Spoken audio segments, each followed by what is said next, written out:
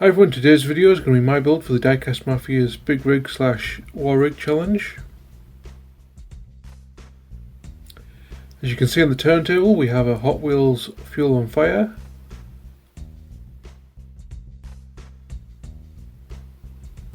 which I plan to turn into a war rig inspired by both the tanker from Mad Max 2, Road Warrior, and Furiosa's war rig from the Mad Max Fury Road film.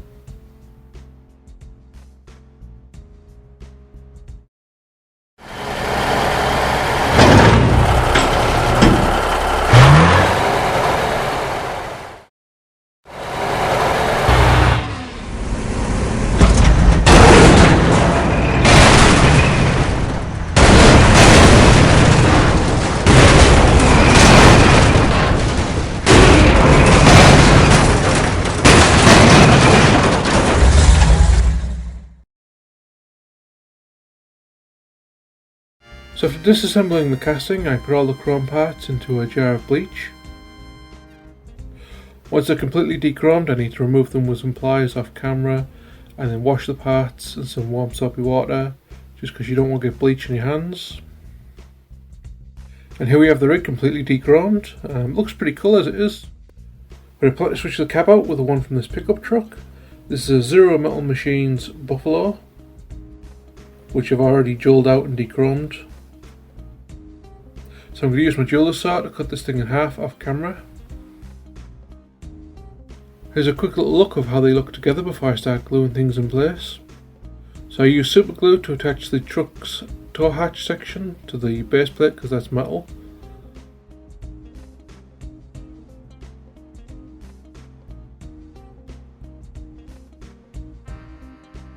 As well as using it to attach the sleeping quarters.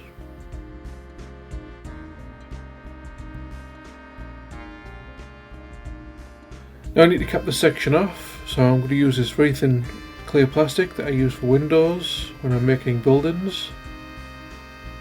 And it's thin enough to not really be noticeable and blend into the cab, unlike some of the other styrene that I usually use, which is a bit too thick. Off camera I measure, mark and cut out a piece to cap off the cab section, and then use some polycement to attach this to the cab. This will kind of fuse the two plastics together, which is going to give me a better bond.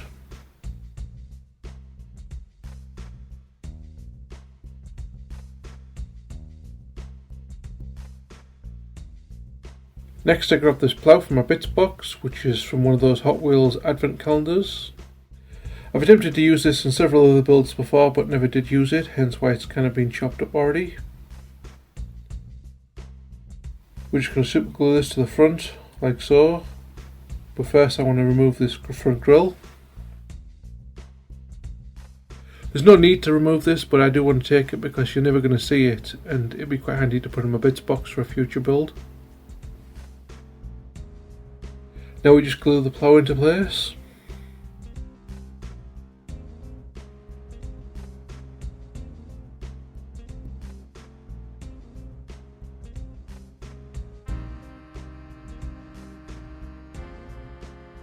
For the driver I'm using one of these 172 scale World War II Navy figures I have, which I bought off of eBay a long time ago.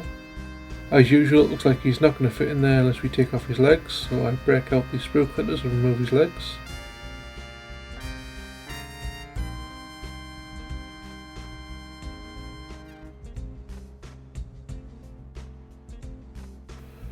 After a quick test fit proves he's going to need to be filed down a bit more, I break out the file and then just file him down off camera. Once he does fit, I then use some super glue to attach him to the interior piece.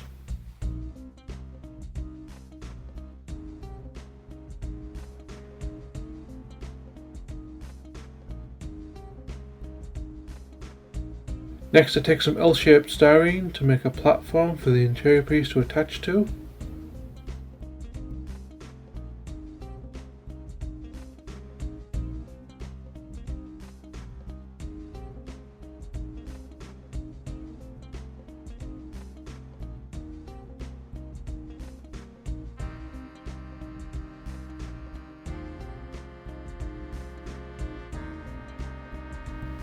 With this in place, you can still see there's a bit of a gap between the interior piece and the base plate.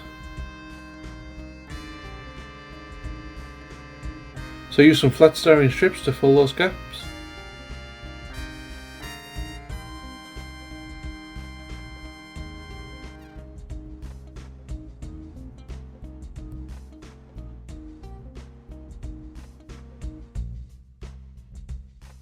I can now attach the interior piece to the base plate.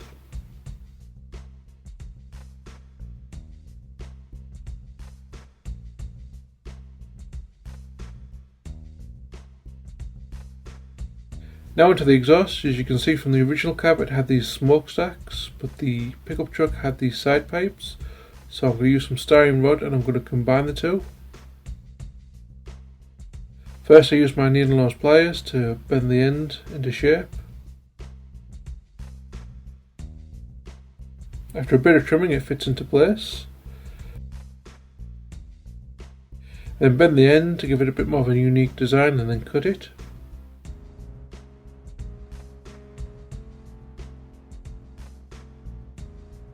Using my hobby knife I drill out a hole into the top like so.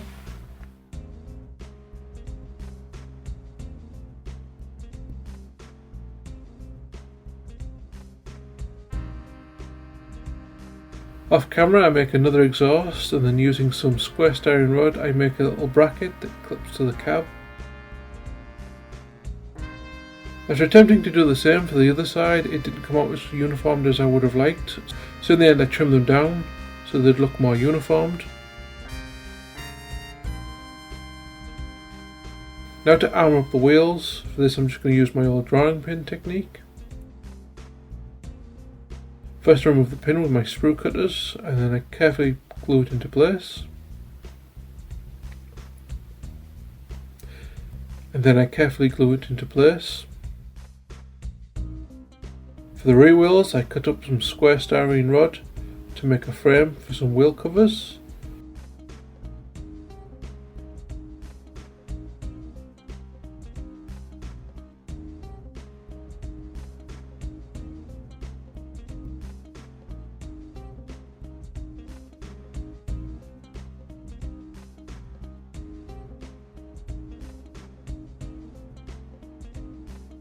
With the frame now glued into place, I then cut some rectangles out of some styrene sheet to go over the wheels.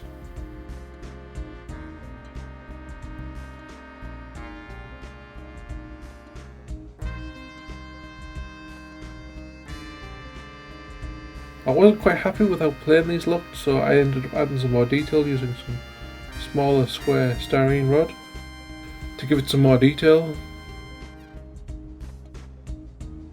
Next, since the glass for the pickup truck was tinted green, I decided to replace it with some mesh.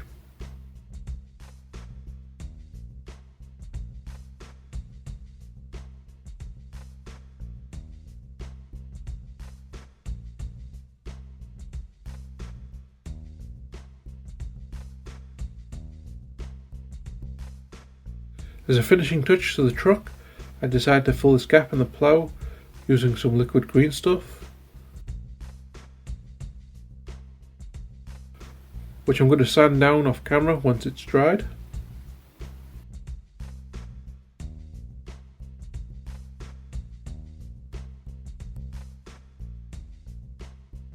Moving into the tanker, I decided to make these little guard sections similar to the one on the war rig from Fury Road. For the rear one I'm just going to use the pickup truck's bed.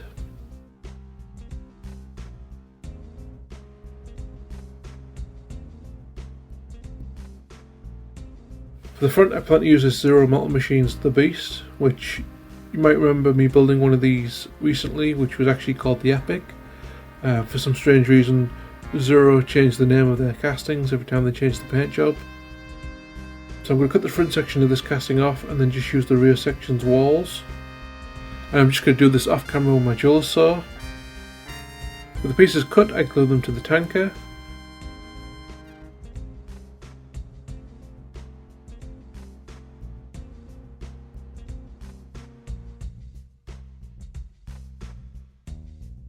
And as you can see, they provide ample cover for the guard stationed here.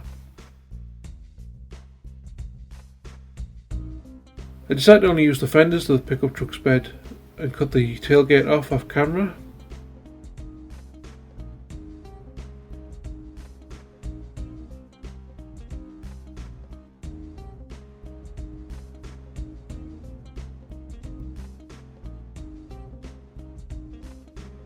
Next I grabbed the Zuru flare. You'll notice by now that I've used a lot of Zuru castings in this build, and that's because 90% of these things are plastic, apart from the metal base, making it a lot easier to cut up their bodies for a build like this.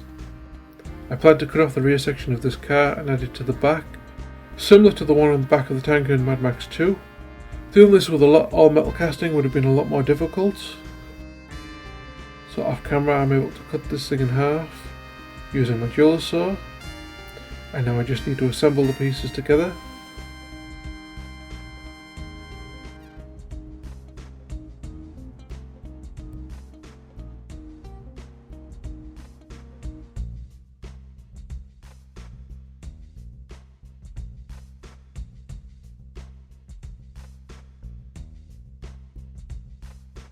And then attach it to the back of the tanker, like so.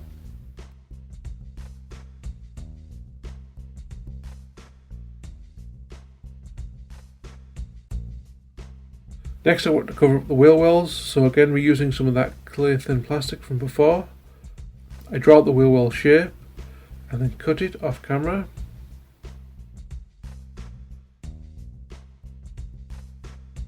Though I figure for the front section here it would just be easier to cut out a rectangle and then mount it from the inside.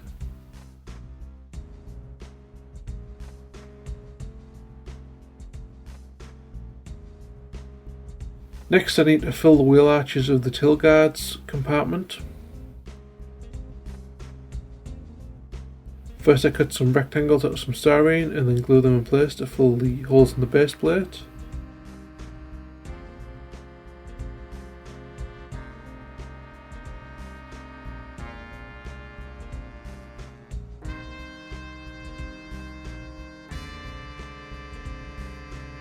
And then off camera again I use the clear plastic to fill the wheel walls and then add some L-shaped styrene just for a bit more detail.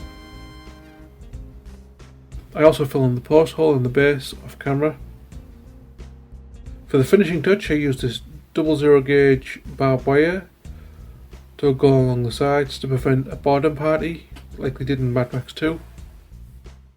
So I cut off the length of the barbed wire, stretch it out and then re-spool it around the handle of my file just so it scales better with the tanker. And then attach this with some super glue.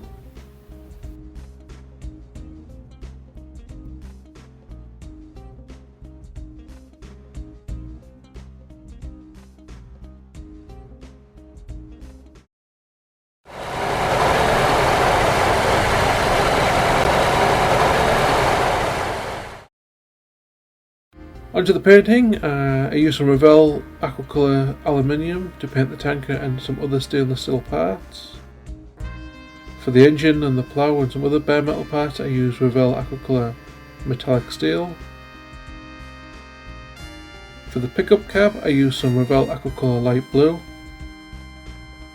To give the cab a little bit more character I paint a few of the body panels some Revell Aquacolor Light Green. I also use this to paint the fenders of the pickup truck bed on the tanker. For the truck's sleeping quarters I use some Revell Aquacolor Purple Red. This is to sell the idea that this truck has been built up of parts scavenged from multiple different vehicles. I also use this on the tanker's fenders so you kind of get an idea of this is probably what was left of the original truck before they built it up again. For the rear car section I use some Revell Aquacolor Fern Green. I also use this on the hood on the front of the tanker to kind of sell the idea that they're parts from both the same vehicle, although they're actually not, they're just another hood from my bits box. For the armoured car I use some Revell Aquacolor Matte Black to kind of sell the idea that this was always an armoured car, hence why they've put it up there. Next for some rust panels I apply a base coat of Revell Rust and then follow that with a stippling of Revell Steel. Give the whole vehicle a bit more character, I decided to write Earth on the tanker. This is partially a nod to Mad Max 2 because it's written on the truck, which is kind of a foreshadowing for the film if you've seen it, but also as a ruse to kind of throw off bandits thinking it doesn't actually contain fuel. For the plough I decided to paint on some teeth using some Revell Matte White and Fiery Red.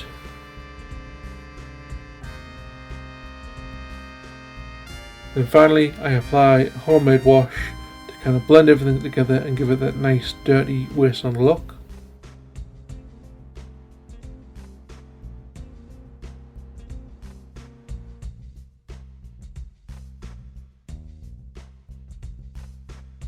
And here we have the final build. This was certainly a lot of fun. It's been a while, some time since I built a war rig, and I've been itching after seeing a bunch of other people doing combi vehicles to do a build where I combine a bunch of different vehicles all into one big vehicle. So it was fun to finally get around to doing that. You may have noticed I never painted any of the guards on this truck. That's just simply because I've got a bunch of 172 scale Dark Alliance figures that I've already painted up, and so I just decided to use some of those. Please be sure to check out the others who have taken part in this challenge. Simply search Diecast Mafia Big Rig / War Rig Challenge. As always, stick around for the glamour shots and the little animation. Hope you've all enjoyed the video, and I'll see you all in the next one.